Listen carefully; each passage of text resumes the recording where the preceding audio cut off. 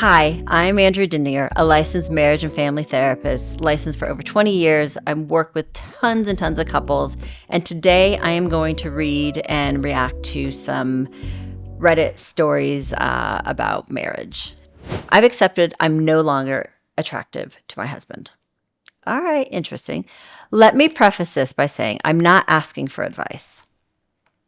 I know what needs to happen, but I have blockades that I don't feel the need to divulge. Okay, some privacy. All right. I came to pour out my emotions because in my real life, anything but stoicism does not serve me. I keep it bottled up and I'm choosing the ears, eyes of you lovely Reddit strangers as my therapy. Also, I don't believe a man is a bad person for losing physical attraction to his partner when they've gained a lot of weight or are very pregnant. I don't know about that. I've heard all the man bashing about it, and it sounds very uninformed and conceited to hear people basically say that men are horrible when they can't continue to love you regardless of how you physically changed.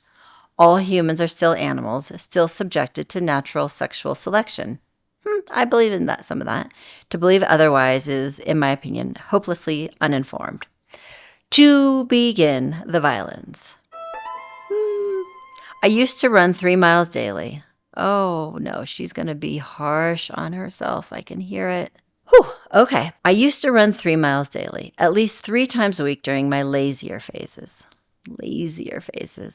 I also strength trained regularly. I was in such good shape. I had an athletically low heart rate and blood pressure. I was physically fit.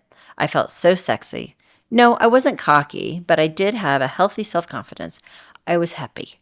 Heck, I was over the moon proud of myself. Good for you. I want you to be that way still. I kept that up for about 12 years, and then for reasons of this and the other, I burned out and lost motivation. We had a kid. I'm now pregnant with a second. I gained way more than is healthy in my first pregnancy and only burned off half of it. Mama.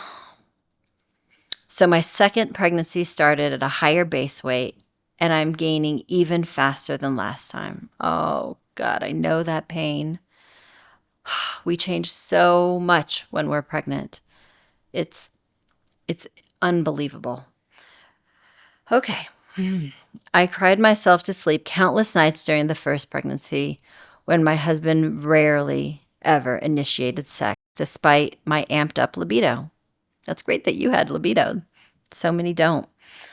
I totally don't blame him, as I know and believe it to be one of many natural responses to the pregnancy. With this second pregnancy, I've somehow managed to barely drop any tears over it, and I block out most of the emotions out of my thoughts. I've now experienced 15 total months of pregnancy in my lifetime, and I guess that's helped me build expert-level acceptance of my sad as hell situation. I got rejected for sex tonight. That is one of the most vulnerable and painful and scary, actually, experiences. But I can feel your defenses around this, like trying to be brave and strong and like self-criticism in some ways. And in the past, I would have been unable to contain my hurt and would have passive-aggressively left the room and just distanced myself from him to try and forget the pain, or cry and lash out in pain about the deep insecurities the situation causes me. Tonight, after the rejection, I was resolute in telling him I was going to bed and giving him a pet goodnight. I remind myself that will be enough to be able to slip out of the room, pain unnoticed by him, and some microscopic shred of my dignity intact. I tell myself inwardly, I need once more to recognize what I look like and accept the situation for what it is. The result? I no longer feel like I have a best friend. I'm not wanted by him as I feel a wife needs to be, and so my heart breaks. Years of talking and pouring out my feelings to him led me to realize I can't expect him to fix what's broken, and I feel us quietly both falling out of love with each other. Oh my God. Oh. I know you don't want advice, so I guess take this or leave it. But there's a couple of things I keep seeing here. One, this the harshness in which you're judging yourself for this biological thing that happens to women's bodies when they give birth. Yeah, maybe you have gained more in the second pregnancy than is healthy, and that's something you should probably working with your doctor about. The point is you're judging yourself so harshly, and when we do that, it makes it impossible for people to connect with us, to be close to us. And it's like this really intelligent defense mechanism that almost says, like, if I tell myself I'm this awful, terrible person, then I'm somehow protected if you say that about me. And it really hurts you. And what you say to yourself, it actually matters because of how it impacts your body. So you're saying this to your body. You're also saying this to your unborn child in your body. And those messages, those are toxic, and they're toxic to you, most importantly. And those messages are putting up a barrier between you and your husband. But I hear what you're saying, that you used to tell him, talk to him, and no longer feel comfortable. He's rejecting you, he's pulling you away. Sit down and talk with each other and really see what's behind there. Maybe together look at photos of when you first started dating. Remember those early years. Maybe get some time away from your older child and have some time, just the two of you, to get outside and connect and play. And if he really is uninterested in this marriage, I think it's really, really important to work on that. You're bringing two children into the world. It's nice for children to have both sets of parents, but your defenses, I think, are blocking you and keeping you safe from getting hurt anymore. But I think it's also blocking you from connecting in a deeper way with your husband. Okay, this is story number 2 from another Redditor. The story goes, my husband accidentally texted me a message meant for someone else tonight. Oh God, I don't even know if I want to read this. Text messaging mistakes makes me cringe. I have made them. My husband has made them. Oh my God. Okay, let's read this. I'm not sure if I'm doing this correctly or if I'm even in the right place. I've never posted on here, but I'm desperate. So hope it goes through. I'm 6 months pregnant. Right there, my heart is aching. Like, you're in such a vulnerable place when you're pregnant. Okay, sorry about that. I'm 6 months pregnant, and my husband travels from Houston to Austin every week. I used to go all the time with him, but then he started making excuses about being too busy and it being best if I stay at home. Okay. His company got him an apartment there. Tonight, he was out at a pizza restaurant brewery, and he had to go to meet some people from the night shift for a quick meeting. As he was leaving the brewery, I received a text that said, meet me at my apartment after my meeting. And I, of course, freaked out and called him. And he said it was a mistake and that he had one too many beers and meant to text me, I'll call you when I get to the apartment after my meeting. Oh, God. First, he said he sent that to f with me. Though now he's saying that he was missing me and meant to say, I wish I could meet you at the apartment after my meeting. I demanded to know who he was really messaging, and he said no one. So I was like, prove it then. Show me all the call logs. Show me that it was only me who you messaged at the time and didn't call, text anyone else. You've got to trust your intuition here. This is that place of gaslighting that everybody's talking about, where you know something to be true, you have this feeling, this intuition, and you're trying to get confirmation from him, and he's telling you what you're feeling or thinking, or what you even received isn't accurate, isn't right, and you're in this vulnerable position being pregnant, and oh, I just want to wrap my arms around you.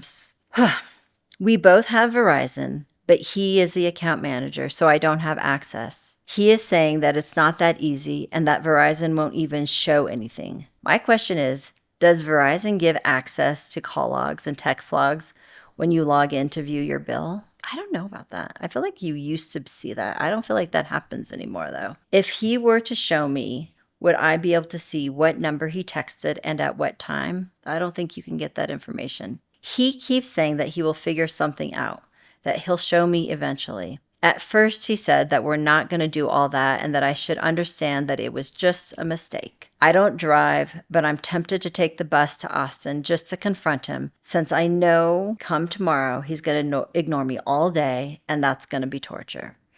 I'm pregnant, and I have already been through so much grief tonight, and I don't know if I'm strong. I'm a 38-year-old female. He's a 37-year-old male. We've been together for almost 20 years, since we were basically kids. Okay. If you want to get on that bus, get on that bus. But I want to know, why don't you drive?